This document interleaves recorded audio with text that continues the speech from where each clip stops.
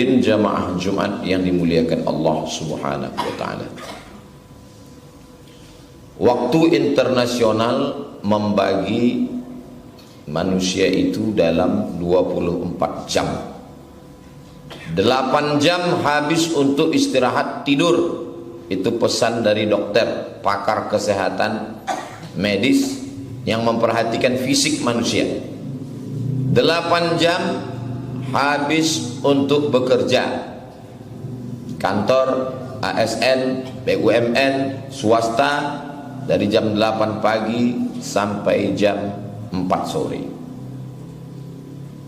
Berapa yang tersiksa? Yang tersisa untuk kita hanya tinggal 8 jam. 8 tidur, 8 kerja, 8 untuk manusia berinteraksi sosial. Dari sekian jam itu berapa yang kita pakai untuk diri kita bersama Allah Subhanahu wa taala? Dulu orang waktunya tidak terlalu banyak habis. Tetangganya di depan rumah berjumpa di surau langgar musola. Sekarang berapa sahabatnya yang ada di Facebook, Instagram, Twitter, grup WhatsApp? Berapa grup yang ada di handphone? Berapa waktu yang habis untuk orang lain? Kita terlalu memikirkan orang sampai kita lupa pada diri sendiri. Maka ada ungkapan waqfah ma'an nafsi, sejenak bersama jiwa kita. Sejenak, sesaat berikanlah untuk diri kita sendiri. Maka sesibuk-sibuk orang beriman, idza nudiya lis-salati min yaumil jumu'ah, kalau kau sudah dipanggil untuk melaksanakan salat pada hari Jumat, fas'au ila dzikrillah, tinggalkan bisnismu, tinggalkan gedung kantormu, tinggalkan kelasmu, fas'au ila dzikrillah, bersegeralah mengingat Allah. Wadharul bai', tinggalkan jual beli. Matikan handphone, offkan hubungan dengan manusia, bangunlah hubungan dengan Allah Subhanahu wa taala. Dari mulai mendengar suara azan, maka anggaplah itu tiupan sangkakala, panggilan malaikat untuk menghadap Allah Subhanahu wa taala. Jangan lagi bercerita kepada manusia. Maka dengarkan suara itu baik-baik dan jawab baik-baik. Allahu Akbar, Allahu Akbar. Camkan dalam hati, tancapkan ke tangkai jantung, ke pikiran, jawab dengan lisan, iyakan dengan hati. Allahu Akbar, Allahu Akbar. Asyhadu an la ilaha illallah. Kuatkan dalam hati, kami tidak menyembah hantu, tidak menyembah binatang, tidak menyembah pokok kayu, tidak menyembah batu, tidak menyembah berhala. La ilaha illallah. Asyhadu anna Muhammadar Rasulullah.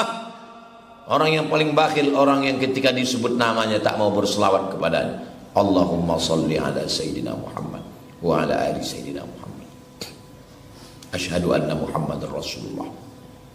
Hayya ala salah. Bukan engkau yang salat. Kalau bukan karena pertolongan Allah, tak mungkin kau salat. Maka katakan la haula wala quwata illa billah. Hayya alal falah. Pedagang dengan sukses bisnisnya, pengusaha dengan sukses usahanya, penguasa sukses politiknya, tapi dia tetap berkata la haula wala quwata illa billah. Diulang lagi dengan ucapan Allahu Akbar, Allahu Akbar.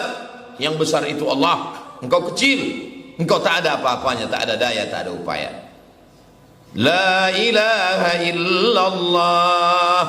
Ulang lagi untuk menguatkan dalam hati, la ilaha illallah. Karena ada orang yang menyembah dirinya sendiri. Aku yang paling hebat, aku yang paling berkuasa. La ilaha illallah. Tidak ada engkau, yang hanya ada Allah Subhanahu wa ta'ala. Ditutup dengan doa wasilah. Allahumma rabb hadhihi ad-da'wati tammah was-salatil qa'imah ati sayyidina Muhammadan al-wasilata wal fadilah wasyarafa wad darajatal 'aliyatar rafi'ah wa ba'athu Allahumma maqaman mahmudan alladhi wa'adta innaka la tukhliful mi'ad. Biarkan mereka mengatakan engkau sombong. Kenapa tak mau kuajak bicara? waktuku sudah banyak habis bicara dengan kau. Biarkan mereka mengatakan, kenapa kau setelah ikut pengajian ini melupakan teman-teman? Waktuku sudah terlalu banyak untuk kalian. Kapan lagi aku bersama dengan Allah Subhanahu wa ta'ala? Toh pada akhirnya aku akan mati, kalian juga tidak akan ikut bersama aku. Itba'ul mayyita salasun, yang mengikut mayat itu cuma 3. Maluhu, hartanya ikut mengiring, tapi hanya sampai pelataran parkir. Ahluhu, istrinya ikut mengiring, tapi hanya sampai ke pemakaman. Itu pun perempuan tidak dianjurkan untuk mengantar ke pemakaman. Mereka di rumah.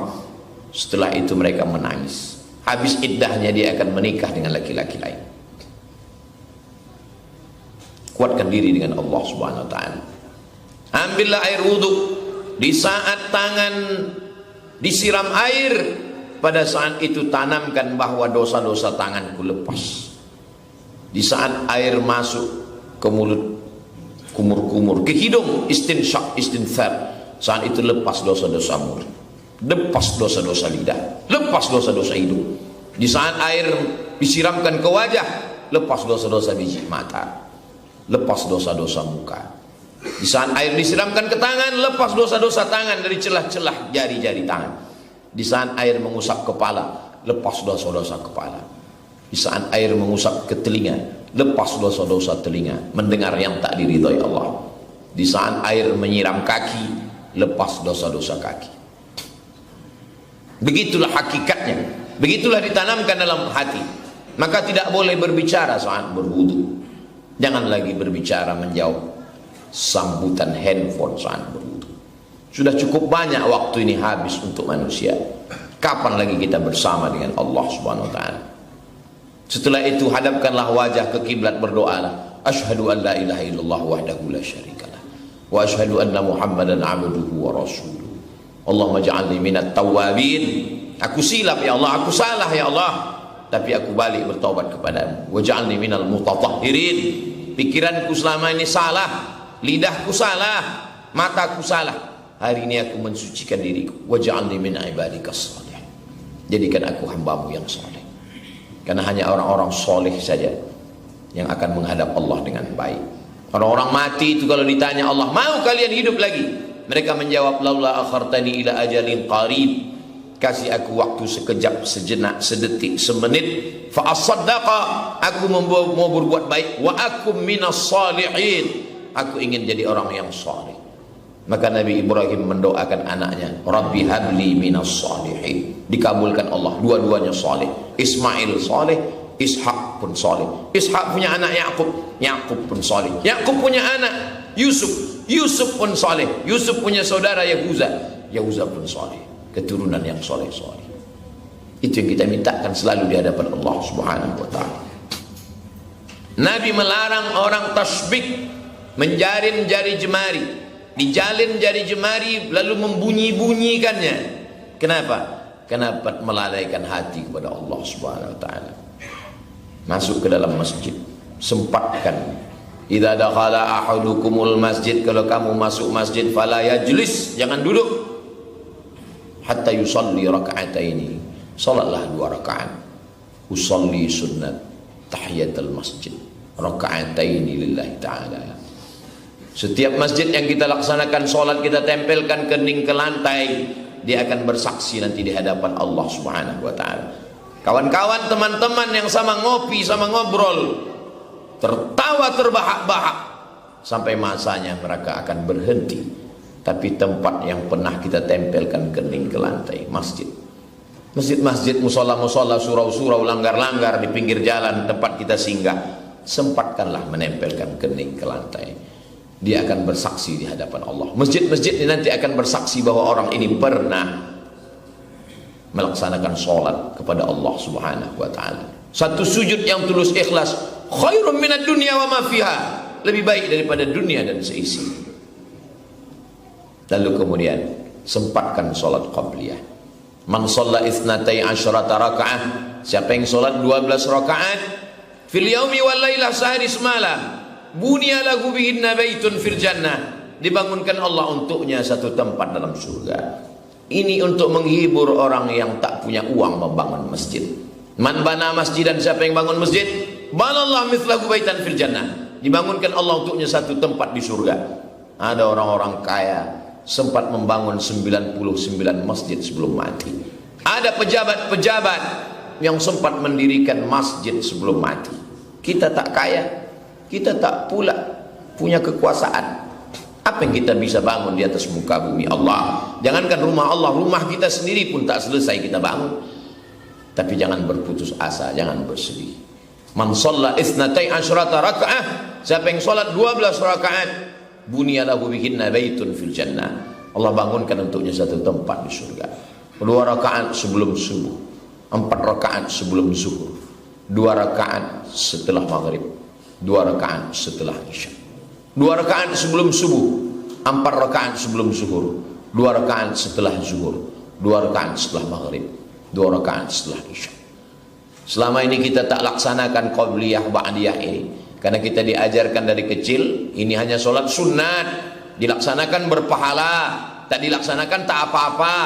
Kata tak apa-apa itulah yang membuat kita tak mau melaksanakan qabliyah ba'diyah. Coba robah mindset cara berpikir kita. Ini bukan masalah tak apa-apa, tapi syukur kepada Allah Subhanahu wa taala. Pergilah ke rumah sakit, berapa orang biaya cuci buah pinggang, cuci darah karena rusak buah pinggangnya. Berapa biaya orang untuk mendapatkan anak, bayi tabung. Kita diberikan keturunan yang baik-baik, kita diberikan kesehatan. Syukur kita kurang kepada Allah karena kita tidak menganggap itu sebagai nikmat. Rumah yang kau anggap biasa-biasa saja, itu adalah kenikmatan yang selama ini diinginkan mereka yang tidur di kolong jembatan. Anak yang kau anggap selama ini hanya mengganggu tidur siangmu, mereka adalah yang diimpikan orang-orang yang sudah menikah 10 tahun tak punya anak. Meleleh air mata mereka berdoa minta anak. Pasangan hidup yang selama ini kau anggap biasa-biasa saja, mereka adalah yang selalu diminta orang yang belum juga menemukan jodoh siang dan malam. Pekerjaan yang menurutmu melelahkan, membosankan sekali kerja ini, itu adalah pekerjaan yang dirindukan oleh mereka yang sudah bolak-balik melamar. Ratusan surat lamaran yang belum juga diterima. Bagimu itu sesuatu yang membosankan. Orang yang tidak pernah melihat nikmat itu sebagai nikmat, dia tak pernah bersyukur kepada Allah. Dia selalu kufur, dia selalu merasa kurang. Maka syukur kepada Allah. Unzur ila man huwa asfala minka. Tengok orang di bawahmu. Orang yang pakai mobil paling mahal di dunia ini tidak pernah bersyukur karena yang dia lihat tetangganya punya private jet, jet pribadi.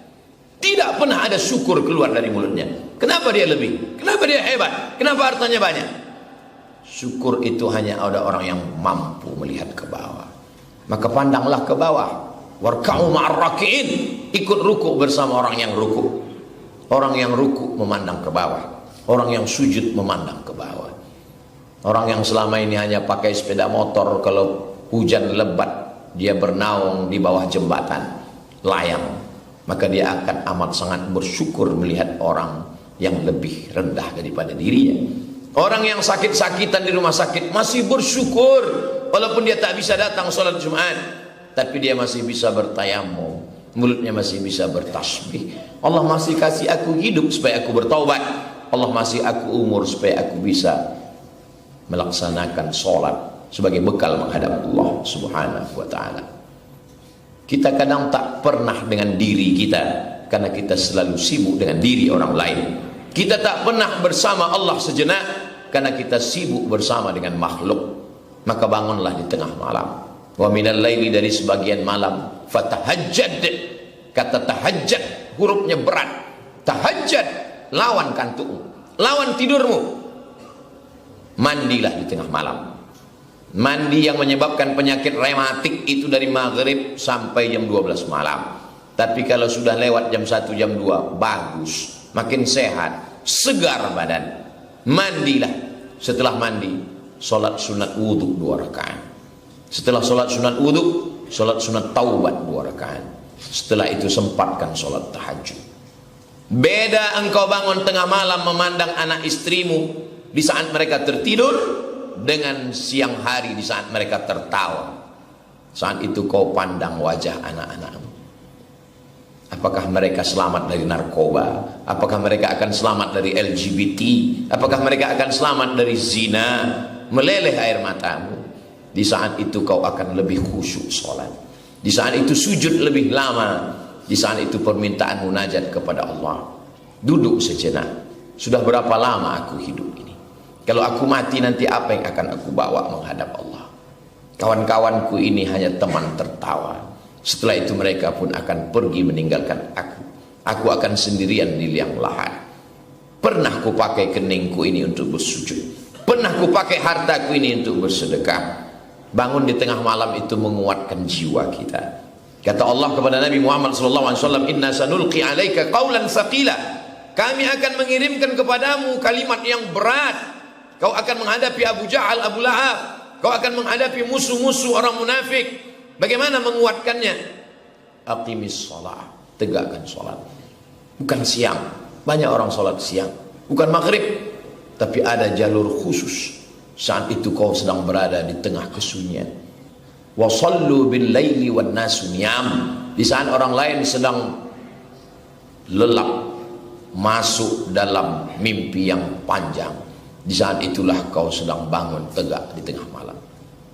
Beramal di waktu yang khusus akan mendapatkan balasan yang khusus. Apa yang diberikan Allah Subhanahu wa taala? Maqamam mahmuda, tempat yang terpuji. Kita tak pernah ingin dipuji-puji, karena pujian hanya milik Allah. Alhamdulillah. Jangan cari nama, karena bapakmu sudah kasih nama waktu kau lahir. Jangan cari muka, karena Allah sudah kau kasih muka. Allah sudah kasih muka padamu, maka tak perlu lagi mencari muka kepada makhluk. Di saat kau tak memperdulikan pujian dan cacian sama bagimu, karena semuanya sama-sama datang dari Allah, disitulah kau sudah memiliki kekuatan jiwa. Kekuatan itu tidak bisa dibangun oleh motivator handal yang diundang dari ibu kota. Disediakan gambar, suara menggelegar, tapi kekuatan yang datang dari Allah Subhanahu wa ta'ala. Siapa yang kau sembah? Allah. Adakah Tuhan selain Dia? La ilaha illa huwa. Tuhan sudah mati. Al-Hayyu, Dia maha hidup. Tuhan tidak peduli kepada aku. Al-Qayyum, Dia mengatur hidup aku. Tuhan letih, Tuhan mengantuk, Tuhan tidur, Tuhan lelah. La ta'khudhuhu sinatun wala naum. Bagaimana kuasa Dia? Lahu ma fis samawati wa ma fil ardh. Aku akan ditolong abang, aku akan ditolong ayahku, aku akan ditolong backingku, aku akan ditolong pengacaraku. Man dzal ladzi yashfa'u 'indahu illa bi'idznih. Ada yang bisa menolong kalau tidak izin Allah. Aku bisa merahasiakan segala dosa-dosa aku. Ya'lamu ma baina aydihim wa ma khalfahum. Aku punya ilmu, aku tahu segalanya. Wala yuhituna bi syai'in min 'ilmihi illa bima syaa'. Hanya Allah yang punya kuasa. Sulitkah bagi Allah memberikan makan pada cacing yang tak bermata, tak bertelinga, tak berkaki, tak berkulit, hidup di dalam tanah? Wala ya'uduhu hifdzuhuma. Aku yang paling tinggi, aku yang paling hebat. Wa huwal 'ali. Aku yang paling besar, aku paling agung, paling mulia. Wa huwal 'aliyul 'azim. Baca itu di saat tengah malam, menguatkan hati kita kepada Allah. Allahu la ilaha illa huwal hayyul qayyum.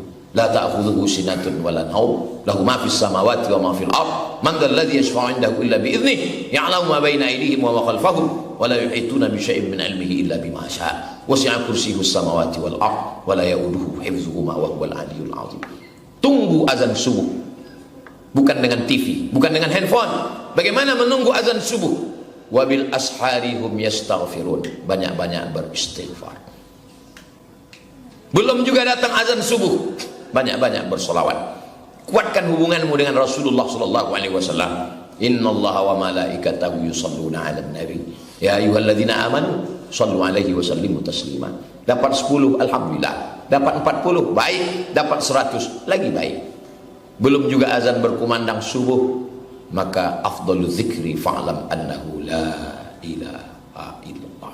Mulut menyebut la ilaha illallah, detak jantung la ilaha illallah, pikiran la ilaha illallah di tengah sunyinya malam. Azab bukan penyakit. Azab Azab bukan rugi, azab bukan tumpur, azab bukan kematian. Azab adalah ketika tak mendapatkan nikmat dalam ibadah. Kalau ibadah tak lagi ada rasa nikmatnya, maka sesungguhnya itulah azab di atas azab. Orang yang sakit, boleh jadi Allah sayang dengan dia. Dengan sakitnya dia tak buat dosa, dengan sakitnya dia bertasbih. Tidak ada harta, boleh jadi rasa sayang Allah. Kalau banyak harta itu lalai kita dari Allah. Tapi ada azab yang lebih mengerikan, di saat kita tak merasakan nikmatnya tahajud, di saat kita tak merasakan nikmatnya sujud, di saat kita tergesa-gesa saat beribadah, menjadikan ibadah sebagai beban. Duduklah sejenak, merenung sejenak. Hari Jumat ini adalah saat merenung sejenak. Khotib mengingatkan kita, sholat Jumat bukan sekedar sholat 2 rakaat. Kalau hanya sholat sunat 2 rakaat, qabliyah pun 2 rakaat, ba'diyah pun 2 rakaat, tahiyatul masjid pun 2 rakaat. Apa bedanya dengan sholat Jumat? Tapi intinya adalah merenung sejenak. At-tafakkur sa'ah, merenung sejenak. Khairum min qiyami lailah, lebih baik daripada tahajud sepanjang malam. Orang yang sudah tahajud sepanjang malam, dia sangka dia penghuni surga. Tapi orang yang merenung sejenak, aku banyak dosa, aku banyak silap, aku banyak salah, aku banyak lalai, aku banyak lupa, dosa mata, dosa telinga. Lebih baik merasa diri penghuni neraka lalu meneteskan air mata, daripada merasa penghuni surga semua orang masuk neraka. Barakallahu li wa lakum fil Qur'anil azim, wa nafa'ani wa iyyakum bima fihi minal ayati wa dzikril hakim, wa taqabbala minni wa minkum tilawatahu innahu huwal ghafurur rahim.